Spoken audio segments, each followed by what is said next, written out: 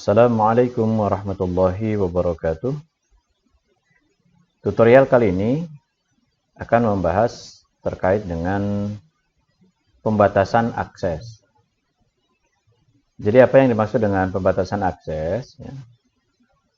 Yaitu melakukan pengaturan pada sumber belajar tertentu untuk membatasi akses secara permanen atau dalam batas waktu tertentu.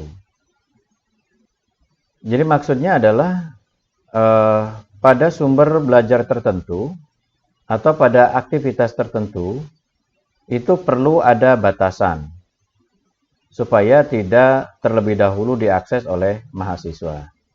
Gitu. Nah, tujuannya apa? Ya, tujuannya secara umum sih bisa saja misalkan dalam rangka untuk mentertibkan urutan proses pembelajaran berdasarkan materi yang telah disusun sebelumnya. Atau misalkan yang kedua, untuk menghindari bocornya soal-soal ujian sebelum pelaksanaan ujian dimulai. Misalnya ya.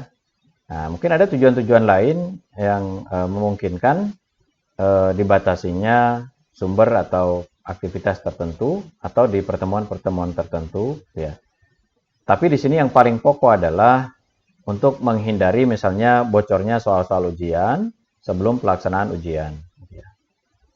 Kenapa? Karena saat kita konfigurasi soal misalnya, saat kita nyusun soal atau membuat soal secara langsung, jika soal itu secara bertahap sudah kita simpan, misalkan soal 1 selesai, soal 2 selesai, kemudian simpan, setelah kita publikasikan, nah, di waktu yang bersamaan, jika ada mahasiswa yang sedang online, ya, atau siswa yang sedang online, maka soal itu bisa langsung diakses, gitu ya. Kalau tidak kita batasi terlebih dahulu, misalnya dalam hal ini, misalnya ujian tengah semester, ya.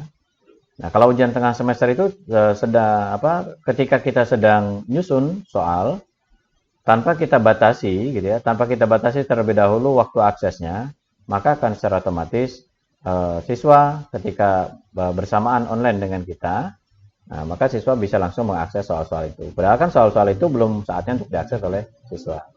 Sehingga kalau terjadi seperti itu, maka soal akan bocor, gitu ya. Oke, jadi itu pengantarnya, ya. Untuk selanjutnya bagaimana caranya? Bagaimana caranya untuk konfigurasi atau mengatur pembatasan akses ini, kita langsung saja ke screen, langsung ke halaman e-learning.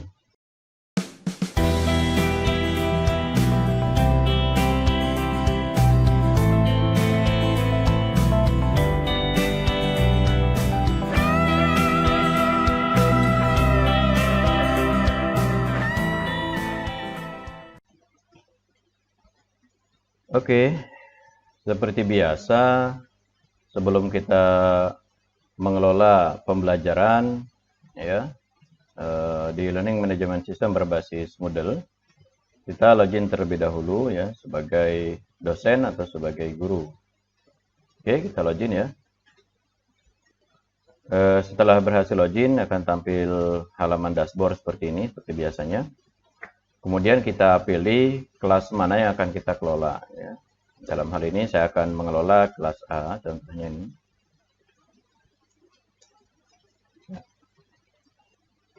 Oke, ini tampilan kelas A ya, yang sebelumnya sudah kita konfigurasi atau setelah kita tambahkan berbagai macam aktivitas pembelajaran dan sumber belajar, ya, mulai dari daftar hadir, pertemuan 1 sampai ke pertemuan selanjutnya.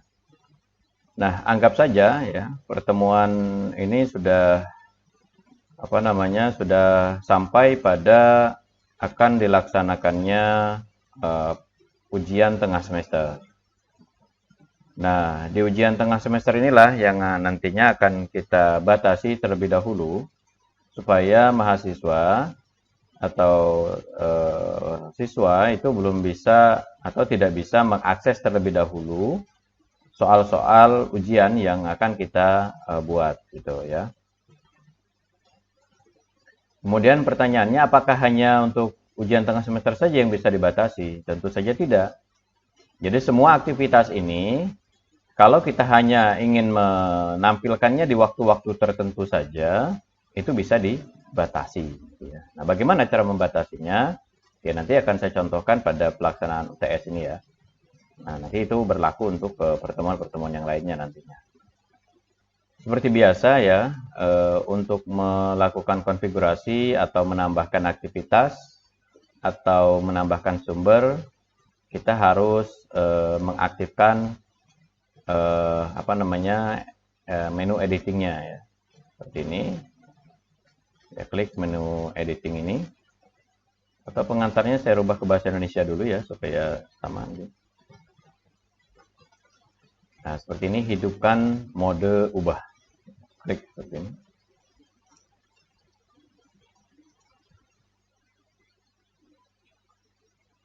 Baik, kita tambahkan satu pertemuan ya. Kita akan khusus pertemuan ini kita buat untuk ujian tengah semester misalnya.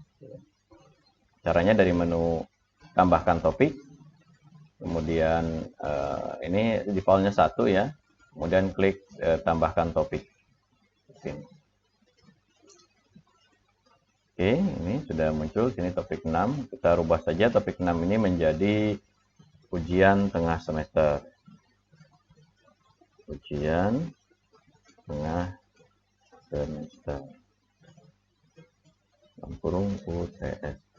Nah, ini cuma contoh saja ya. Jadi silakan di sini bisa saja Bapak Ibu nulisnya, membuatnya misalkan ulangan atau ujian pertemuan 1, ujian pertemuan 2 gitu ya. Atau ujian akhir semester, itu silakan saja, tergantung dengan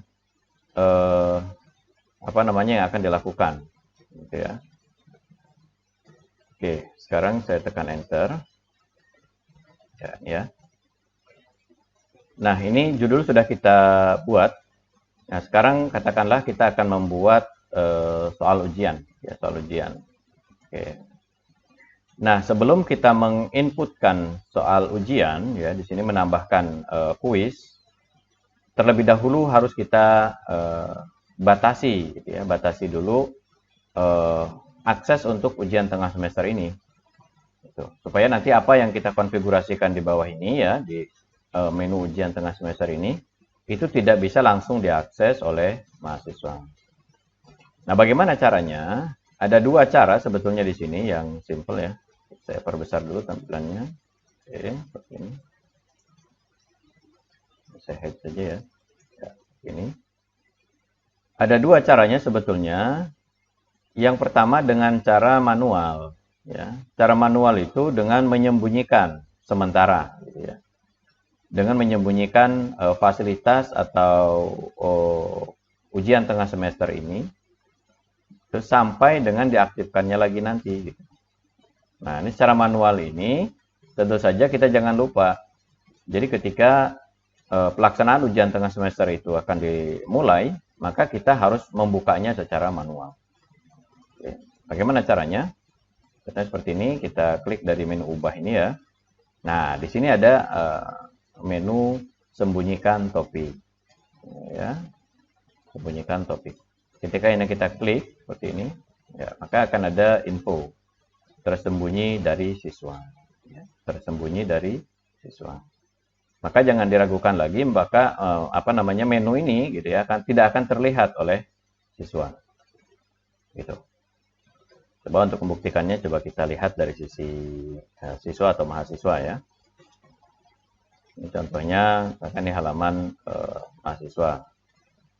Kita klik di kelas A, lihat kita pertemuan yang di bawah tadi.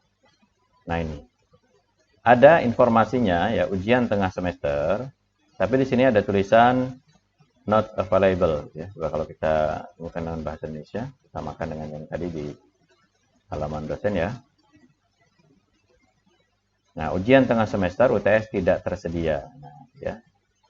Tidak tersedia. Info ujian tengah semester sudah ada sebetulnya, tetapi di sini tidak tersedia, maksudnya tidak bisa diakses oleh mahasiswa. Nah, ini dengan cara yang disembunyikan. Ya. Nanti coba bagaimana kita untuk cara yang lainnya. Oke.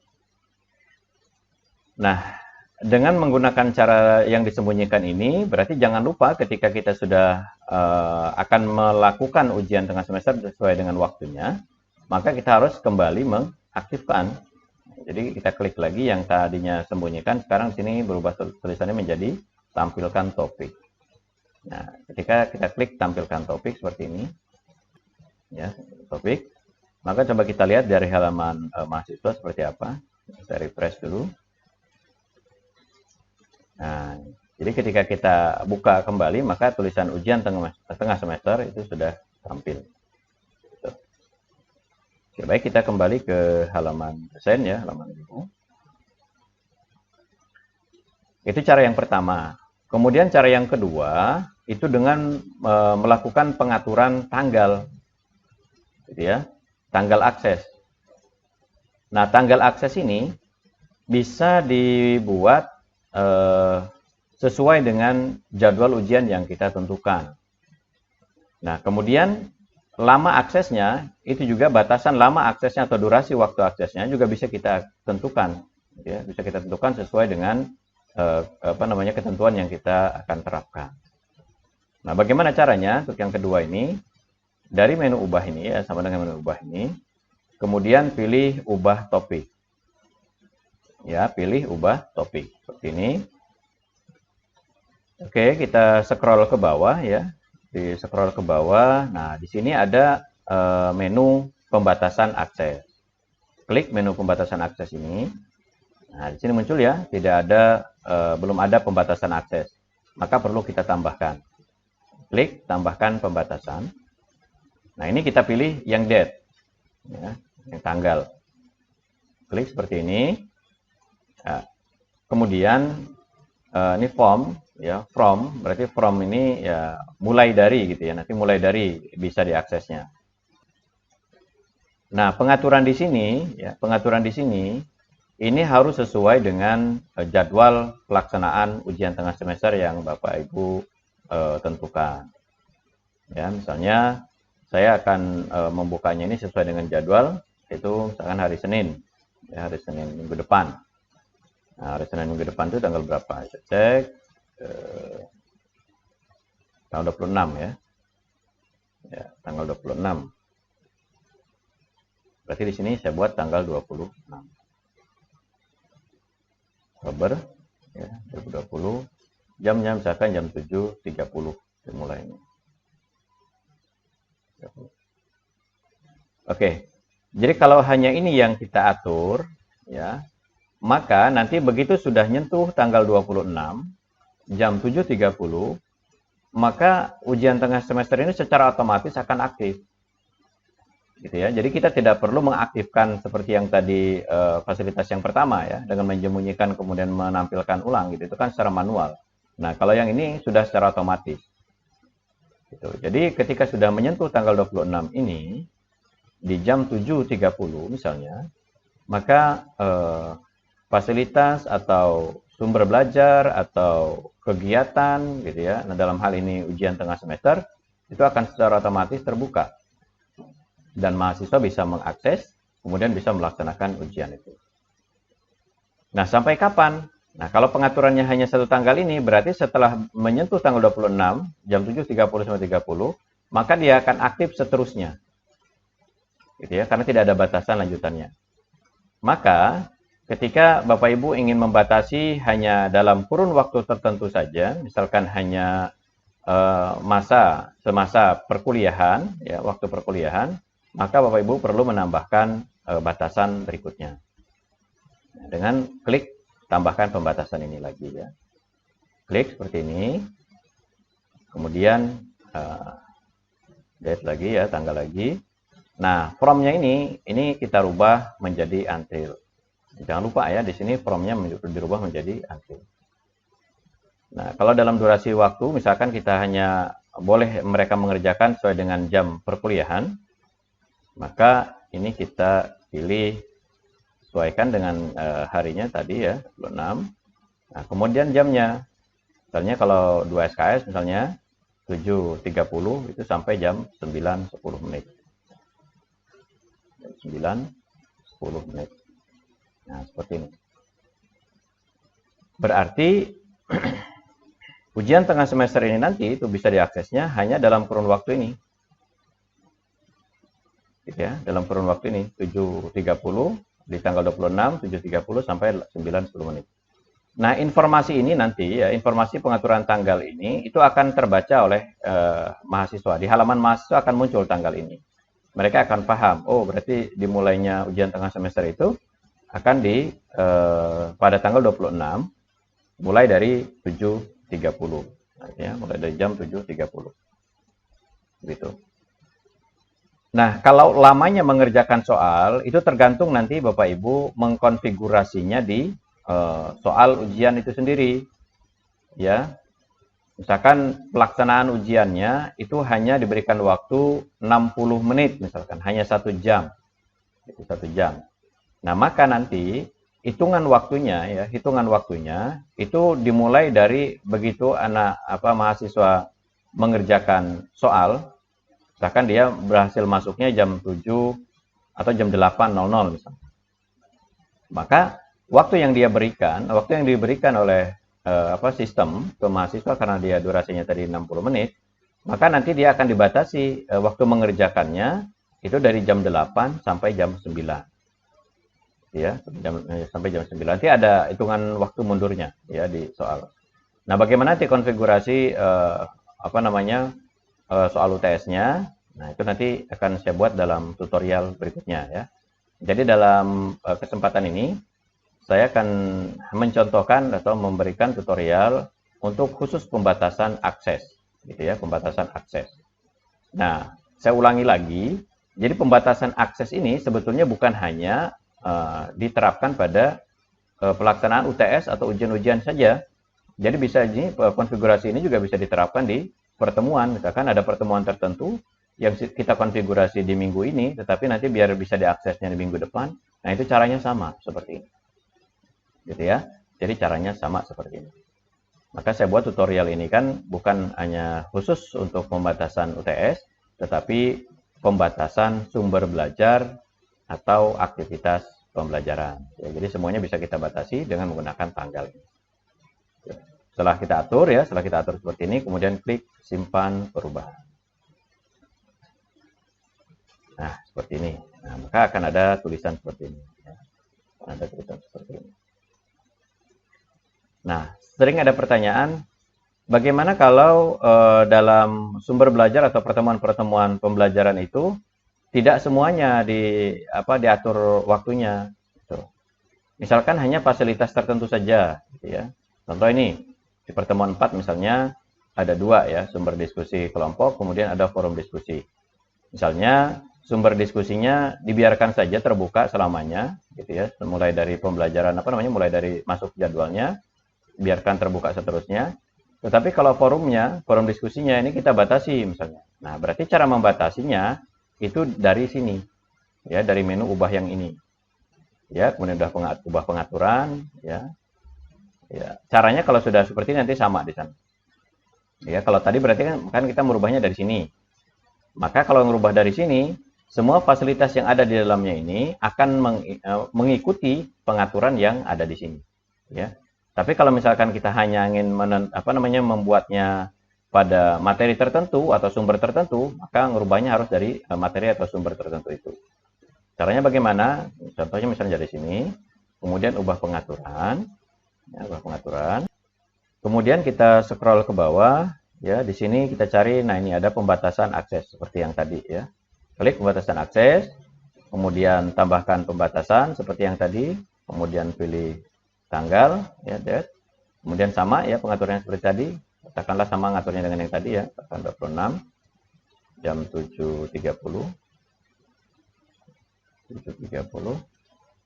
Kemudian kita tambahkan satu lagi selama perkuliahan misalkan boleh diaksesnya. Ini until ya. Jangan lupa dirubah until. Kemudian tanggal 26. Yang ini kunci ya, ini jangan sampai tidak dirubah. Karena nanti kalau ini tidak dirubah, maka dia yang berlaku adalah yang terakhir diatur. Ya, kemudian pilih sama dengan yang tadi ya, jam 9 ya, 9 10 menit. Jadi ini from, ini kemudian until. Jadi antara inilah waktunya bisa diakses. Oke, sudah pengaturannya, kemudian simpan dan tampilkan atau simpan dan kembali ke kursus. Boleh dua-duanya. Bedanya apa? Kalau simpan dan tampilkan kursus, maka setelah disimpan akan tampil ke halaman depan tadi. Kalau simpan dan tampilkan, maka akan menampilkan menu yang kita atur ini tadi ya. Kita atur tadi. Simpan dan kembali ke kursus.